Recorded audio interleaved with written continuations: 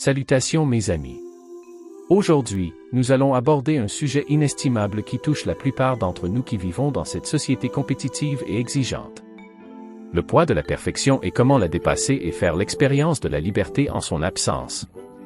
Nous vivons dans une culture qui idolâtre la perfection, où tout ce qui n'est pas parfait est considéré comme un échec. La pression d'être parfait peut être écrasante, qu'il s'agisse d'un flux de médias sociaux parfaitement organisé, d'une maison immaculée ou d'un rapport sans faute de frappe. Mais les anciens philosophes stoïciens, ces sages maîtres de Grèce et de Rome, nous offrent un antidote profondément libérateur. Voyez-vous, les stoïciens n'adoraient pas la perfection. Au lieu de cela, ils ont embrassé l'imperfection inhérente à la condition humaine et y ont trouvé la force, la sérénité et l'excellence authentique. Comme nous l'a rappelé l'empereur stoïcien Marc Aurèle, l'univers est changement. Notre vie est ce que nos pensées en font.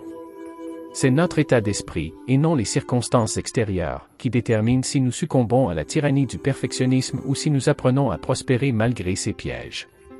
Tout au long de cette vidéo, nous entendrons des sommités stoïciennes comme Sénèque, Épictète et Musonius Rufus.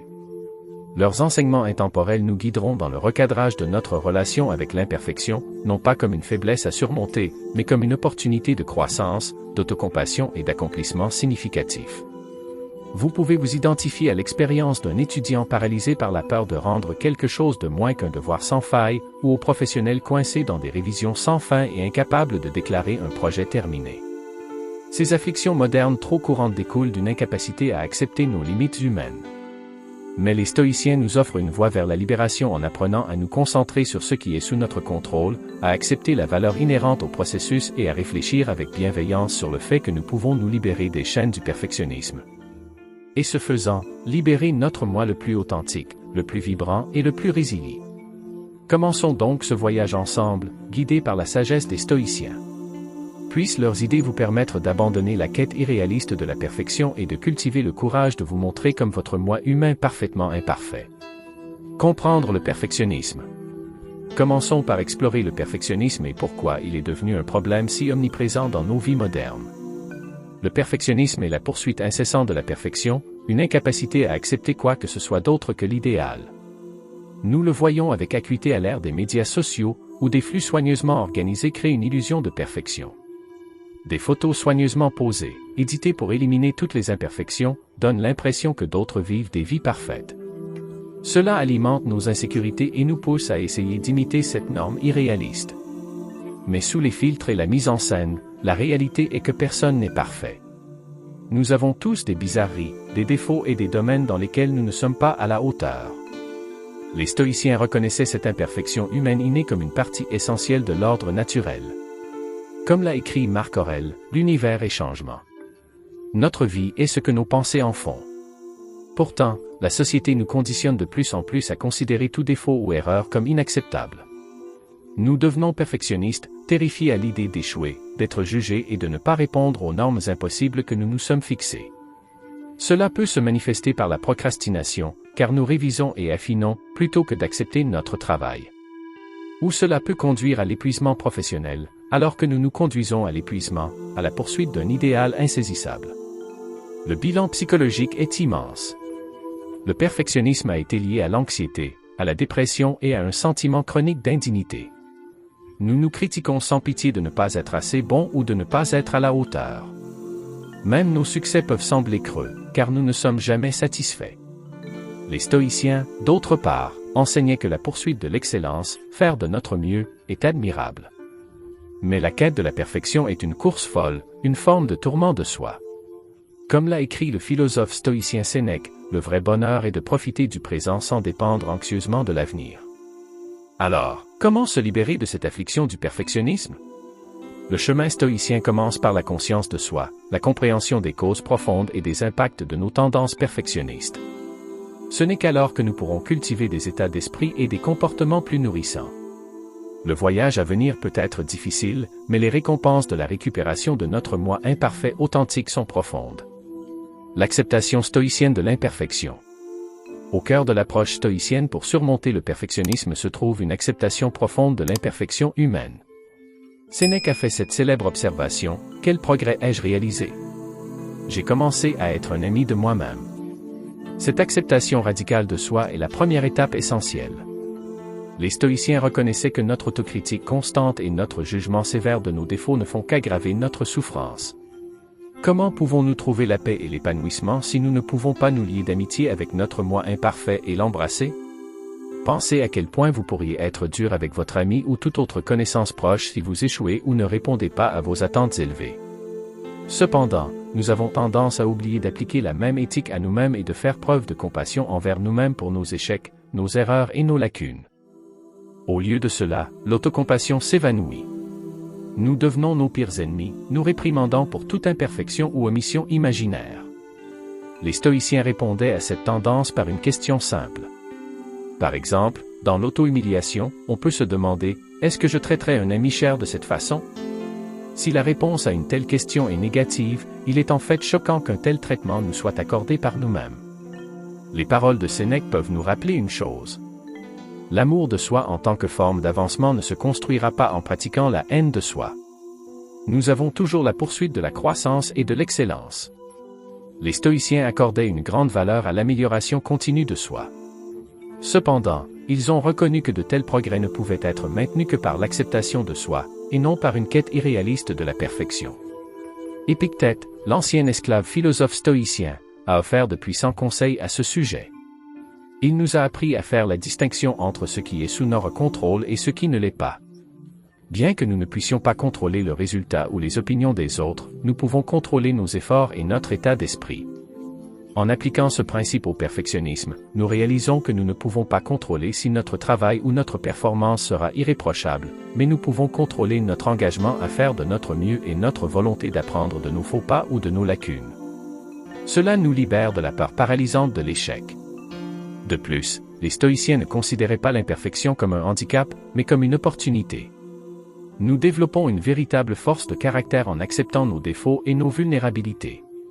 Comme l'écrivait l'empereur Marc Aurèle, l'univers est changement, notre vie est ce que nos pensées en font. Je vous invite à réfléchir sur un moment où vous vous êtes senti écrasé par vos propres imperfections perçues.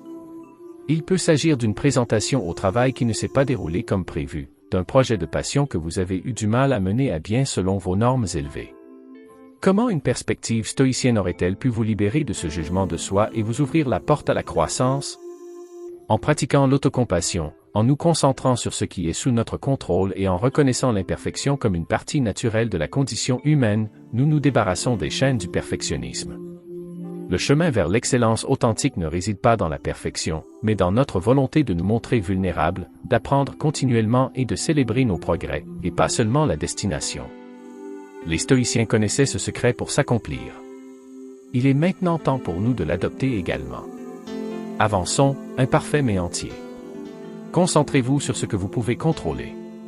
Maintenant que nous avons commencé à accepter notre imperfection inhérente par l'acceptation de soi, il est temps de passer à l'étape suivante de notre voyage stoïcien. Comme nous le rappelle le sage empereur Marc Aurèle, vous avez le pouvoir sur votre esprit, pas sur les événements extérieurs. Réalisez-le et vous trouverez de la force. Cette profonde perspicacité est au cœur de l'approche stoïcienne pour surmonter le perfectionnisme. Une grande partie de notre lutte contre l'imperfection découle d'une obsession de contrôler les résultats et les facteurs externes hors de notre portée. Nous nous inquiétons sans cesse de ce que les autres pourraient penser de notre travail, ou si le résultat sera à la hauteur de nos normes incroyablement élevées. Mais les stoïciens savaient qu'il s'agissait d'une bataille perdue d'avance qui ne fait qu'engendrer de l'anxiété, de la frustration et un profond sentiment d'impuissance. Au lieu de cela, ils nous ont appris à concentrer notre énergie et notre attention sur ce qui est vraiment sous notre contrôle, nos pensées, nos comportements et nos réponses. Bien que nous ne puissions pas dicter les opinions de notre patron, la note de notre devoir ou la réception de nos projets créatifs, nous pouvons contrôler la façon dont nous abordons ces situations. Catastrophisons-nous et assumons-nous le pire, laissant nos peurs nous paralyser? Ou relevons-nous chaque défi avec clarté, courage et engagement à faire de notre mieux? Le choix nous appartient. L'enseignant stoïcien Épictète a déclaré avec éloquence, « Ce n'est pas ce qui vous arrive, mais comment vous y réagissez qui compte. » Ce changement de perspective, simple mais profond, est la porte d'entrée pour reprendre notre pouvoir et nous libérer du perfectionnisme.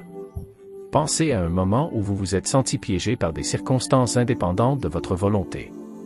peut-être une présentation qui ne s'est pas déroulée comme prévu, ou une relation personnelle qui vous causait de l'angoisse. Comment le fait d'adopter l'accent stoïcien sur le contrôle interne pourrait-il vous libérer de ce sentiment d'impuissance? Nous cultivons une résilience inébranlable en concentrant notre énergie sur les aspects que nous pouvons influencer, les pensées, les efforts et les réponses. Nous nous rendons compte que même face à des résultats imparfaits, nous pouvons toujours trouver un sens, une croissance et un profond sentiment d'autonomie personnelle. Les stoïciens comprenaient bien ce secret. Ce ne sont pas les événements, mais notre relation avec eux qui déterminent notre expérience. Engageons-nous donc à déplacer momentanément notre attention vers ce qui est vraiment sous notre contrôle, car c'est ici que nous trouverons la force de vaincre la tyrannie du perfectionnisme. Adoptez le processus plutôt que le résultat. Alors que nous poursuivons notre voyage pour surmonter les chaînes du perfectionnisme, les stoïciens nous offrent une autre vision profonde, le pouvoir de se concentrer sur le processus, et pas seulement sur le résultat. Maintenant, je sais ce que vous pensez peut-être, mais ne devrais-je pas me concentrer sur le fait de faire le travail parfaitement, sur l'obtention d'un résultat sans faille? Le philosophe stoïcien Marc Aurèle nous rappelait gentiment, faites chaque acte de votre vie comme s'il s'agissait du tout dernier acte de votre vie. Vous voyez, les stoïciens comprenaient que ce n'est pas seulement la destination qui compte, mais la façon dont nous y voyageons. Lorsque nous sommes consumés par le besoin de résultats parfaits, nous perdons souvent de vue la valeur inhérente au voyage lui-même. Nous nous précipitons dans les tâches, sautant les occasions d'apprentissage et de croissance pour franchir la ligne d'arrivée. Mais imaginez si nous abordions tout ce que nous faisons avec le même soin et la même présence que s'il s'agissait de notre dernier acte. Allions-nous encore pinailler dans les moindres détails ou nous immerger dans le processus, savourant chaque étape en cours de route? Les stoïciens savaient que nous trouvons le véritable accomplissement dans cet engagement conscient, et non dans la poursuite insaisissable de la perfection. Pensez à l'époque où vous étiez tellement concentré sur l'objectif final que vous avez oublié d'apprécier le voyage. Il peut s'agir d'un grand projet au travail ou d'un objectif personnel que vous poursuiviez. Comment le fait de changer votre état d'esprit sur le processus plutôt que sur le résultat aurait-il pu changer votre expérience et la qualité de votre travail? En adoptant le principe stoïcien d'être pleinement présent à chaque instant, nous nous ouvrons à de nouvelles possibilités. Nous devenons moins attachés aux besoins de perfection et plus ouverts d'esprit aux leçons et à la croissance qui découlent de nos efforts, quel qu'en soit le résultat. Comme le disent les stoïciens, la véritable excellence ne réside pas dans l'apparence de la perfection, mais dans la profondeur de notre engagement et l'authenticité de nos efforts.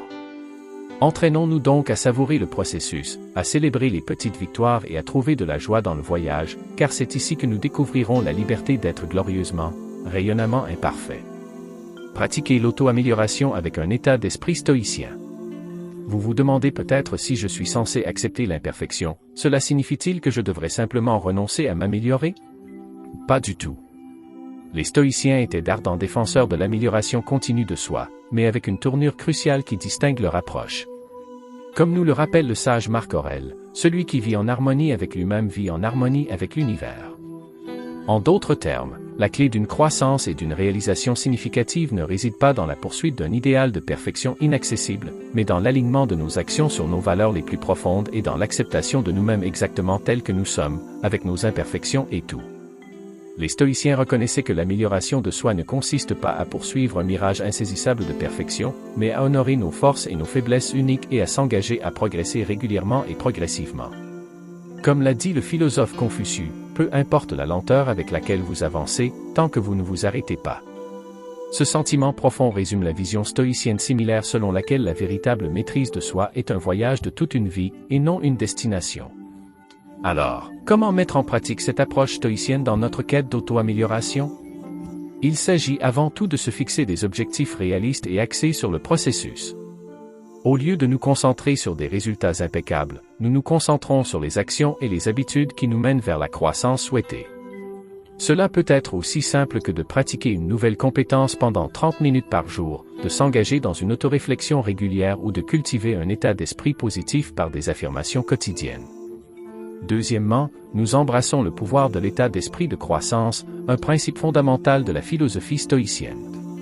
Nous considérons les revers et les erreurs non pas comme des échecs, mais comme des occasions d'apprendre, d'affiner notre approche et de grandir. Les stoïciens comprenaient que la véritable maîtrise ne consiste pas à atteindre un sommet de perfection, mais plutôt le voyage de toute une vie d'apprentissage continu, d'adaptation et d'évolution. Et peut-être le plus important, nous cultivons l'autocompassion tout au long du processus. Nous nous traitons avec la même gentillesse, la même empathie et les mêmes encouragements que nous offririons à un ami cher qui lutte pour s'améliorer. Après tout, comme Épictète l'a sagement observé, ce n'est pas ce qui vous arrive, mais la façon dont vous y réagissez qui compte. En faisant preuve de gentillesse et de compréhension, nous créons un environnement stimulant où nos efforts d'amélioration personnelle peuvent prospérer. Nous reconnaissons que les trébuchements et les faux pas sont inévitables, et nous les accueillons non pas avec un jugement sévère sur eux-mêmes, mais avec une douce curiosité pour comprendre ce qui n'a pas fonctionné et comment nous pourrions ajuster notre approche à l'avenir. De plus, l'autocompassion favorise un sentiment d'acceptation de soi qui est essentiel à la voie stoïcienne de l'amélioration de soi. Lorsque nous nous acceptons comme des êtres imparfaits, nous enlevons le fardeau écrasant des attentes irréalistes et nous nous libérons pour nous concentrer sur le moment présent, le seul endroit où la croissance réelle peut se produire. Dans cet équilibre harmonieux entre l'amélioration de soi et l'acceptation de soi, nous trouvons la liberté de vivre nos vies les plus authentiques et les plus épanouissantes. Nous comprenons que la croissance ne consiste pas à atteindre une version idéalisée de nous-mêmes, mais à affiner continuellement nos pensées, nos actions et nos habitudes pour mieux nous aligner avec nos valeurs et notre potentiel le plus élevé. L'approche stoïcienne de l'amélioration de soi est une pratique de toute une vie de patience, de persévérance et d'autocompassion. Il s'agit d'un voyage d'apprentissage et d'adaptation continue, où chaque trébuchement est une occasion d'affiner notre approche, et chaque succès est un tremplin vers une croissance ultérieure. Alors que nous nous efforçons de nous améliorer, faisons-le avec un esprit stoïcien, patient, persévérant et imparfait. Acceptons nos défauts et nos limites comme faisant partie intégrante de notre humanité, et utilisons-les comme motivation pour évoluer, apprendre et grandir continuellement. Dans cette danse harmonieuse de l'acceptation de soi et de l'amélioration de soi, nous trouvons la véritable essence d'une vie bien vécue, une vie de sens, de but et de paix intérieure. Réflexion et apprentissage continu. Enfin, nous devons adopter un dernier élément crucial, l'autoréflexion régulière et l'apprentissage continu. Le chemin pour se débarrasser des chaînes du perfectionnisme est plus qu'une simple entreprise unique. Il s'agit d'un processus continu d'approfondissement de notre conscience de soi, de remise en question de nos schémas de pensée habituels et de maintien de l'ouverture aux opportunités de croissance. Le philosophe grec Socrate, dont les enseignements ont influencé les stoïciens, a déclaré que la vie non examinée ne vaut pas la peine d'être vécue. Ces mots peuvent sembler audacieux, mais ils capturent une vérité profonde, à savoir que sans prendre le temps de réfléchir à nos expériences, nous restons piégés dans un cycle de réactivité inconsciente. Les stoïciens l'avaient bien compris. Ils ont préconisé des périodes régulières d'auto-examen, où nous faisons un inventaire honnête de nos pensées, de nos comportements et de nos domaines à améliorer. Dans ces moments d'immobilité, nous pouvons identifier les tendances perfectionnistes qui peuvent nous freiner et tracer une nouvelle voie, plus libératrice. Imaginez si vous preniez seulement 10 minutes chaque soir pour tenir un journal de votre journée, des défis que vous avez rencontrés, des moments de croissance et des domaines où le perfectionnisme a pu s'insinuer. Comment cette simple réflexion pourrait-elle remodeler votre relation avec l'imperfection au fil du temps? Mais la réflexion seule ne suffit pas. Les stoïciens soulignaient également l'importance de l'apprentissage continu, de rester des étudiants humbles des leçons de la vie qui se déroulaient constamment. Comme l'a écrit le philosophe stoïcien Sénèque, tant que vous vivez, continuez à apprendre à vivre. En nous ouvrant à de nouvelles perspectives et à de nouvelles idées, nous pouvons continuellement affiner notre capacité à embrasser l'imperfection avec grâce. L'univers est en pleine mutation et, comme l'a enseigné Épictète, seuls les gens instruits sont libres.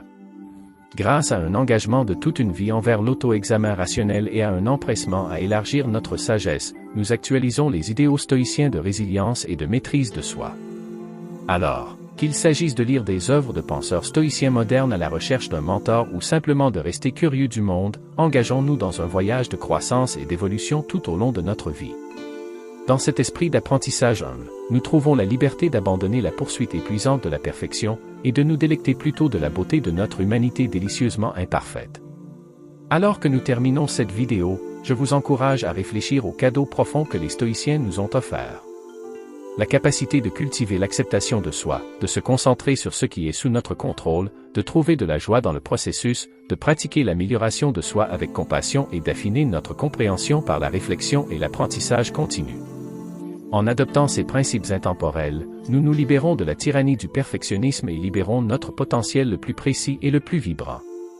Alors allons de l'avant, imparfaits mais entiers, vivant chaque instant avec le courage de nous montrer comme nous-mêmes, nos défauts, nos bizarreries et tout. Ce faisant, nous honorons la sagesse des stoïciens et puisons à la source illimitée de la résilience et de la croissance humaine. Le chemin n'est peut-être pas parfait, mais il sera profondément, magnifiquement le nôtre. En avant, mes amis, vers une vie imparfaitement parfaite.